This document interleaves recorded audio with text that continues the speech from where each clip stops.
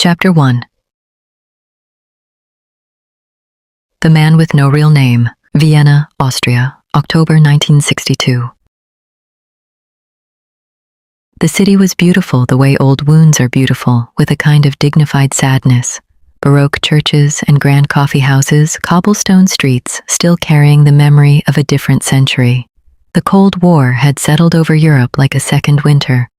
Invisible but everywhere in the careful eyes of strangers on trams, in the silence between words at dinner parties, in the way people walked slightly faster after dark. His name in this city on this passport was Daniel Marsh.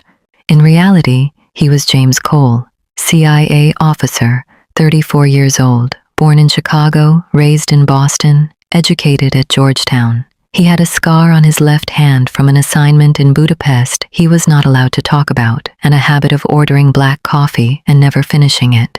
James Cole had been many people: a journalist in Prague, a businessman in East Berlin, a diplomat's assistant in Warsaw. He wore his covers like well-tailored suits, perfectly fitted, comfortable, easy to slip on and off.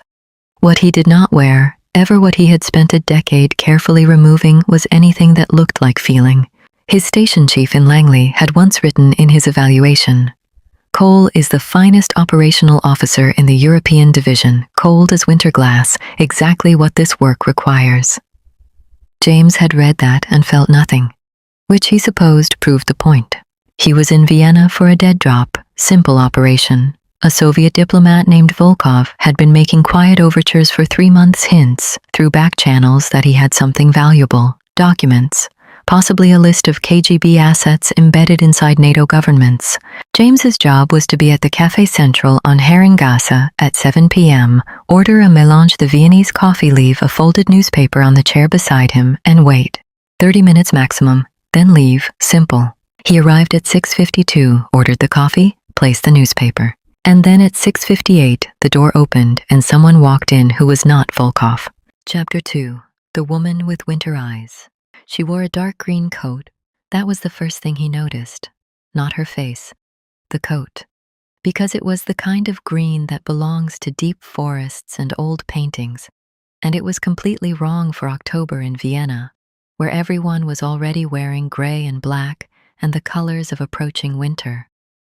She was not trying to disappear, and that, to James Cole, who had spent 10 years watching people try to disappear, was the most interesting thing in the room. She scanned the cafe the way he had scanned it when he walked in. Not obviously, not dramatically, but completely.